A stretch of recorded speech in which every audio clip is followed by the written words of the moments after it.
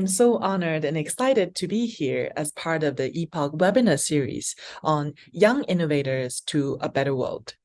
Thank you very much for having me. Our lab is interested in understanding the brain, and particularly, we have been developing tools and systems to understand our diverse genetic backgrounds and genetic variants that can contribute to brain function.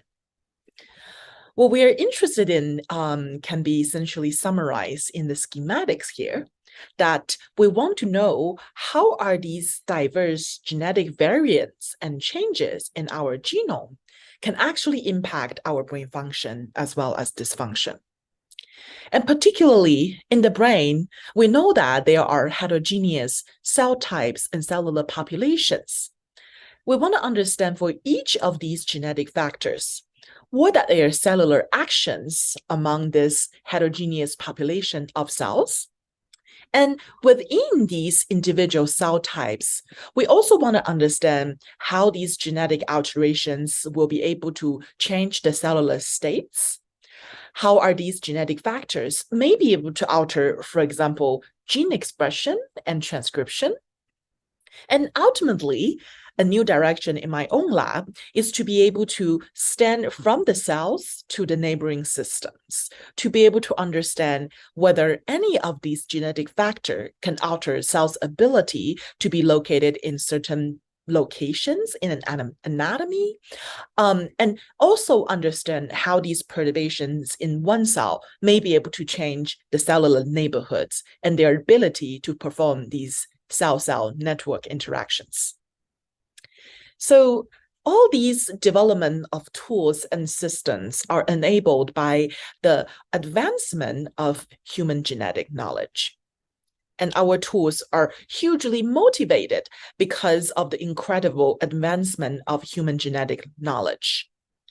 Now we know that many of these devastating neuropsychiatric disorders have strong genetic roots, that we know precisely a list of genes and particular genetic loci that is relevant to these devastating diseases. For example, in the case of autism spectrum disorder and developmental delay, one syndromic case of autism called the Rett syndrome is actually caused by the loss of function of a single gene named MECP2. And this is the groundbreaking work by many people in the field, including Huda Zombie. And now we know that, and MECP2, this is a gene that encodes a transcriptional modulator that changes the gene transcription, which is how the DNA transcribed into RNA. But if we switch our attention to a different autism risk gene, for example, in this case, a gene called SYNGAP, and in this case, SYNGAP gene actually encodes a GAP protein, operate on the synapses to regulate receptor trafficking. Essentially, it is a gene that's essential for regulating neuron-neuron communication. And you can see that this is an entirely different biological process compared to transcription that I showed you earlier. So in the past, there are many of these single genes that we already know the function strongly implicated in neuropsychiatric disorders. And these single gene studies are very important as they are building important and foundational models for us to approach this complex question of neuropsychiatric disorders. But the question is, there is also a very long list of these genetic contribution of risk genes to these psychiatric disorders. Estimably, there are about 400 to 500 of risk genes contribute to these diseases. So a few years ago when we started, our question is, among all these devastating, among all these risk genes that implicated in devastating disorders such as autism and developmental delay, how many different kinds of potential cellular actions there are? Is it possible that each of these hundreds of risk genes actually present an independent question? Or is it possible that they actually converge and diverge into different subtypes? we already know that many of these genes actually express broadly across the nervous system in many different cell types. So the question is it possible that some of these risk genes actually impact the same cell type, maybe at the same time of development, or even within the same molecular pathway within that cell type?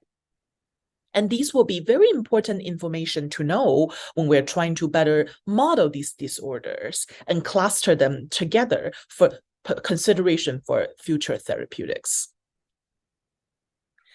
And to start, we really want to focus on this particular risk population of risk gene variants called the de novo variants.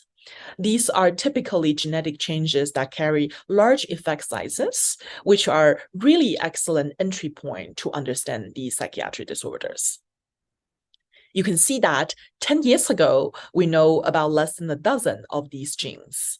But right now, we already have more than 200 risk genes with strong significance that has been shown to contribute to autism and developmental delay. And particularly, 71 of these genes actually pass the genome-wide significance, which is the level of resolution and confidence that we never had before. This is really this is really a true to force by the field, including many labs and different institutes through a huge amount of work and collaboration. And now what I'm showing you is a long list of genes that we know they are reproducible and protein truncating variants, that their functions are essentially tied with these disorders. Right now, the challenge is whether we can do common mechanisms and potentially being able to cluster them into subtypes for therapeutic considerations. And it is really important to also think about that this genetic breakthrough is not just limited to autism and neurodevelopmental delays. There are many other disorders, such as bipolar disorders and schizophrenia, that have increasing confidence of gene lists that is coming out. It is important to think about whether we can establish a generalizable approach to scalably and systematically study gene function that is relevant to human disorders and diseases.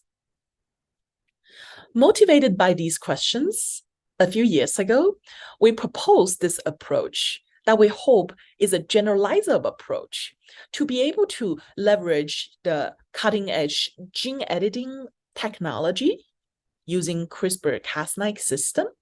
And we want to do so by introducing these genetic perturbations and changes in vivo through viral administration. And then days and weeks later, we will be able to harvest these cells after in vivo perturbation in the living cell, in the living organism. And we want to subject analysis of these cells at some level kind of high resolution readout that will allow us to capture the cell type specific effect that is associated with each of these genetic perturbations. And the goal of this approach is that we will be able to test the functional effect across many different perturbations and also being able to test them across all the numerous individual cell types in an organ. And brain is an organ that is famous for its cellular heterogeneity, which of course presents another level of complexity. So I want to highlight that it is important to think about why we need high resolution readout here. And through this very simple analogy that if we want to consider the tissue we study, as shown here on the slides on the left, a brain made of Lego. And without high resolution readouts, if we are performing bulk analysis, such as bulk RNA sequencing or bulk proteomics, what we ended up doing is to take different Lego brains, break them into pieces, and compare this blend of pieces from one to the other.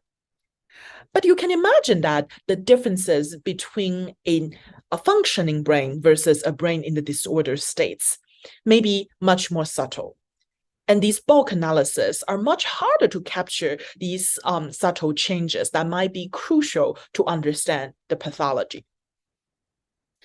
And the concept and advancement of single-cell genomics is to not only be able to analyze the cell type composition and the molecular changes, most importantly, we're analyzing these puzzle pieces one at a time, so that we will be only comparing the red pieces from this brain to the red pieces on a different Lego brain.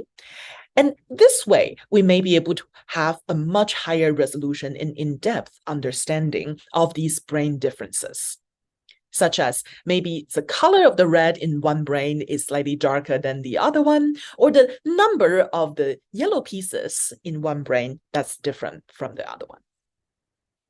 So that is the Lego analogy.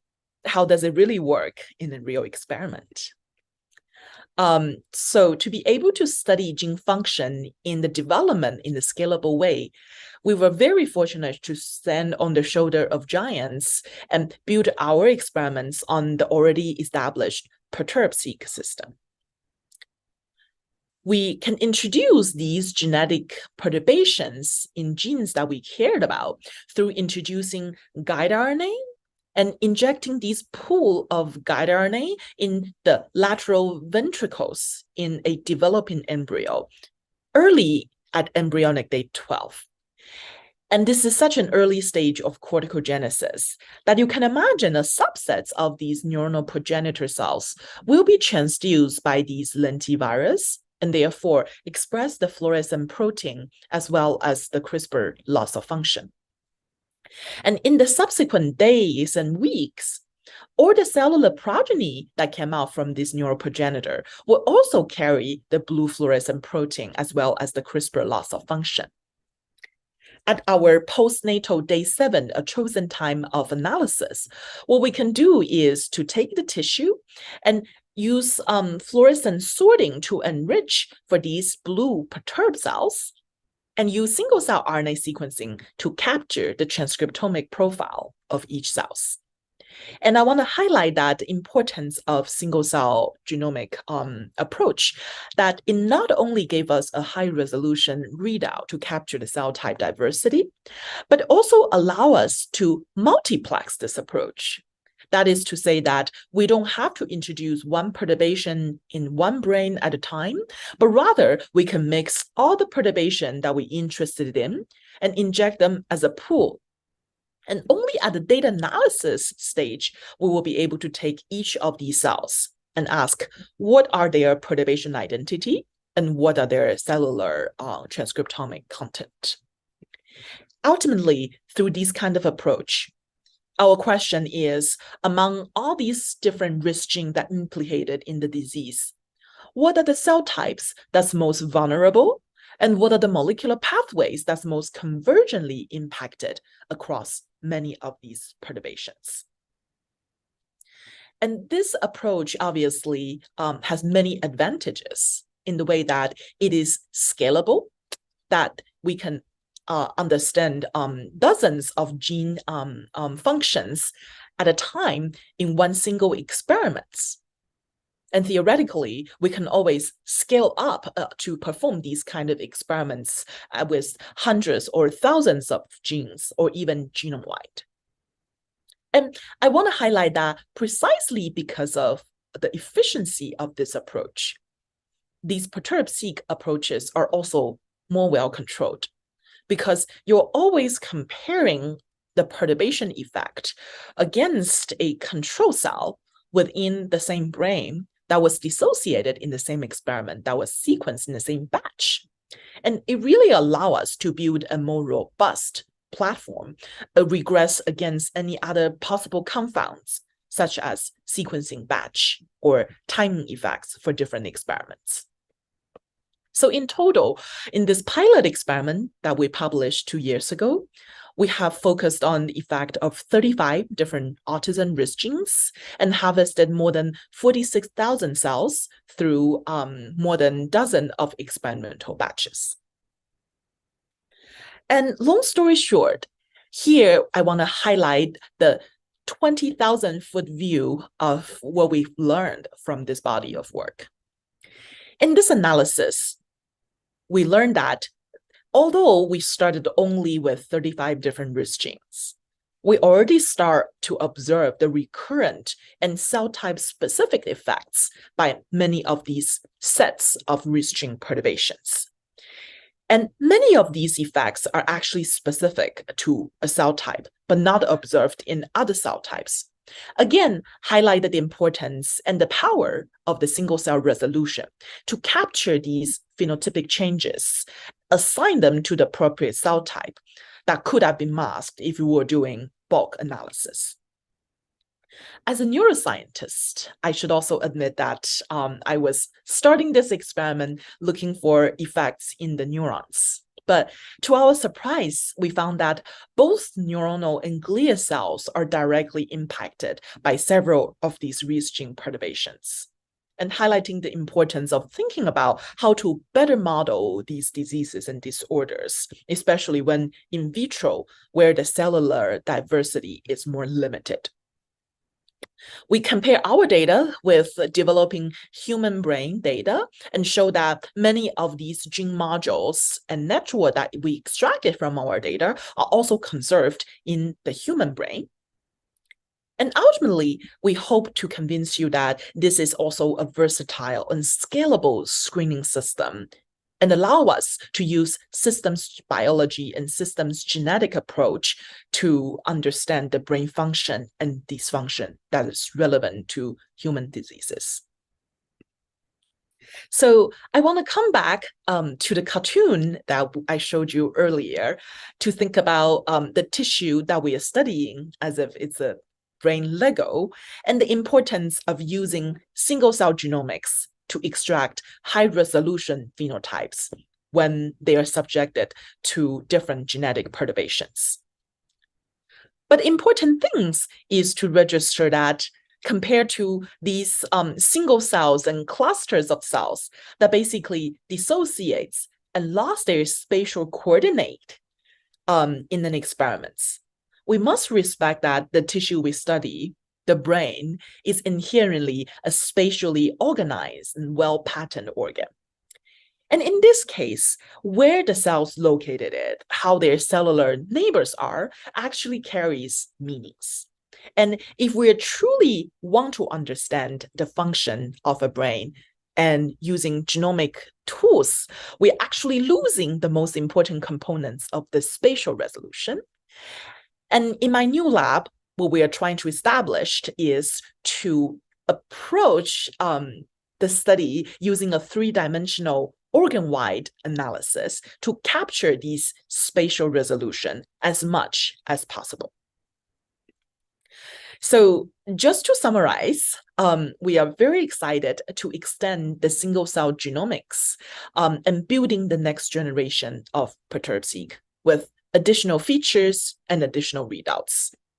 We are excited in adapting CRISPR-Cas9 gene editing, as well as additional epigenome modulation methods that allow us to not only cut a genome and introduce a loss of function, but fine-tune the gene expression and ask what are their effects. We are also interested in analyzing additional tissue types at additional time points in development, just to generalize a more complete picture about how the perturbation of a given gene set can alter the organ-wide action at different time points. And ultimately, we are interested in continue applying single-cell genomics and multiomics in conjunction with spatial transcriptomic and high-content imaging to capture the cell type specific effect associated with each of the genetic perturbation and trying to grow from the cell intrinsic effect to their cell neighborhood effects.